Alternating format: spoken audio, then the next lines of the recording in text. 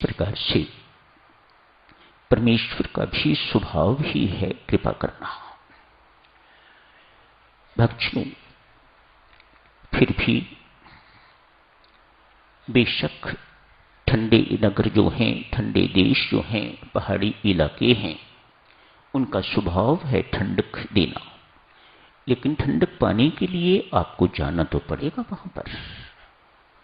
ठीक इसी प्रकार से परमेश्वर का स्वभाव है कृपा करना, लेकिन उनकी कृपा प्राप्त करने के लिए उनकी चरण शरण में तो आपको जाना ही होगा, ये शर्त मत भूलिएगा।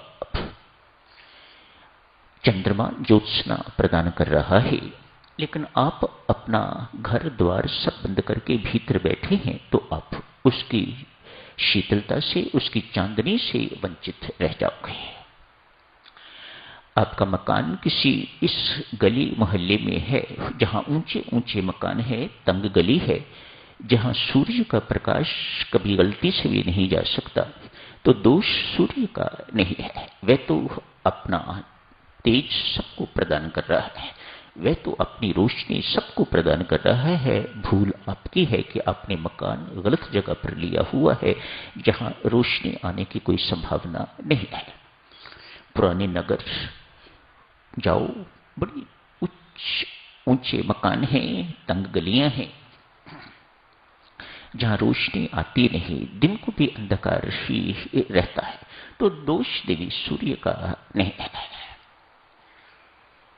प्रश्न उठता है देवी सज्जनों, यदि परमेश्वर का स्वभाव है कृपा करना, तो सब कुछ जाननहार है,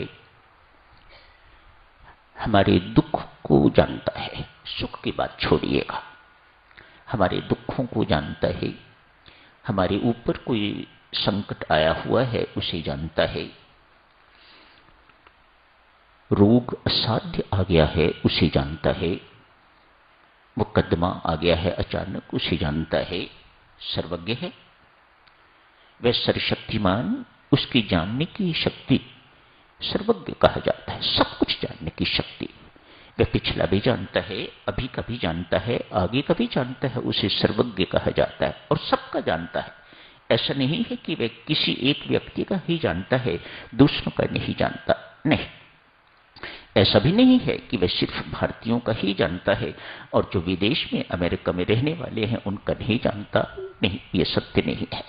वह सर्वज्ञ है, सबका भूत भी जानता है, वर्तमान भी जानता है, एवं भविष्य भी जानता है। भगवान के लिए इसलिए कहा जाता है, उसके लिए ना कोई भूत है ना कोई भविष्य है, सब कुछ वर्तमान ही वर्तमान है। वह सबका सब कुछ जाननहार है, बहुत अच्छी तरह से जानता है। इस बेचारे को व्यापार में घाटा ही घाटा पड़ रहा है, क्या नहीं जानता वह इस बात को बहुत अच्छी तरह से जानता है।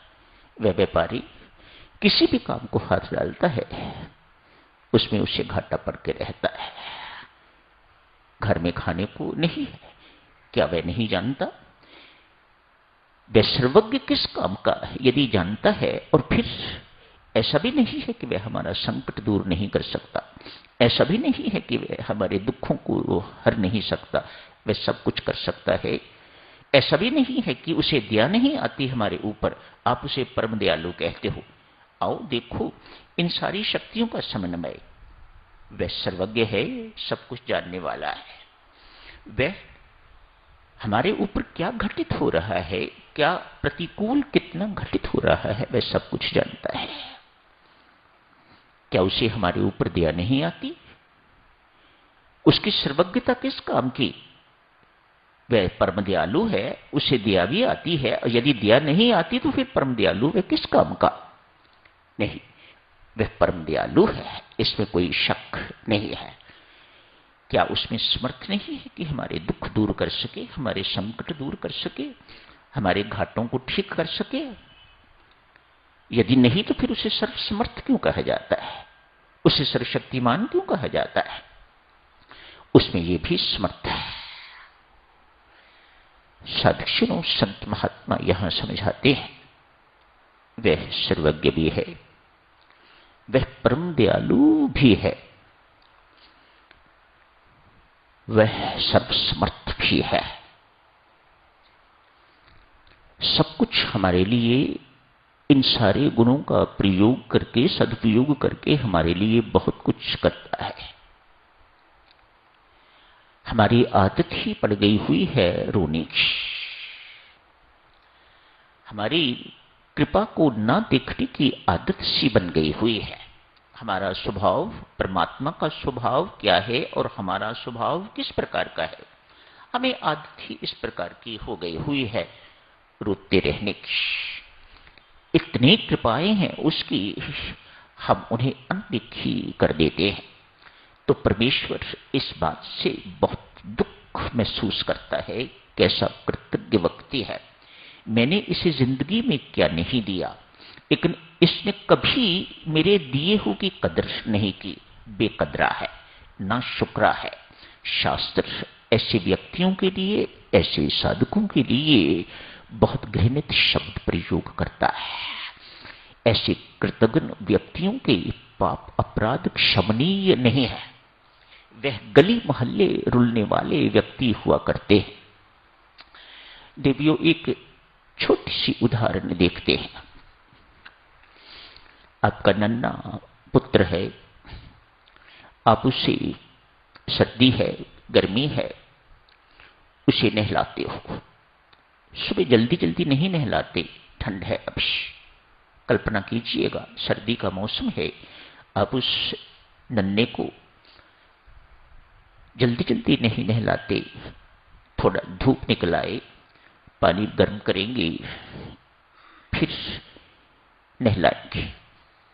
मां ऐसा ही करती है। आराम से उसे उठाती है, उसे बाथरूम में ले जाती है, पानी गर्म टेस्ट करती है।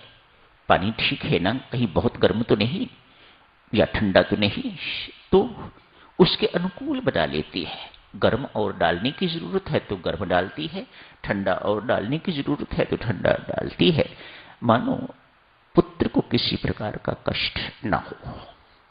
आप उसे बाथरूम में ले जाती हैं, किस काम के लिए? यही ना, पसीने की बू आ रही होगी, कुछ गंदगी है उसे धोने के लिए। सर्दी हो या गर्मी, पानी गर्म है या ठंडा, आप कुछ भी कर लो माताओं, आप सब मेरे साथ सहमत हो, बच्चा तो रोता ही है। मानो जैसे कि मां उस बालक की पिटाई कर रही हो। आप उस पर पानी डालती हो, साबुन लगाती हो, साबुन निकालती हो, उसकी सफाई कर रही हो। आप उसे सजा नहीं दे रही, आप उसे पीट नहीं रही। आपकी करुणा है कि आप उसकी गंदगी को धो रही हैं, उसे किसी प्रकार का कष्ट नहीं दे रही, लेकिन वह रो रहा है। ये इस बालक का स्वभाव ही हो गया है। यदि बाथरूम का द्वार बंद है, बच्चा रो रहा है, तो बच्चे की दादी बाहर आवाज सुनती है तो बहू को डांटती है, अरे बहू क्या कर रही है, मुन्ना क्यों रो रहा है? मानो बहू का दोष उसे दिखाई दे रहा है। बच्चे का स्वभाव बन गया हुआ है।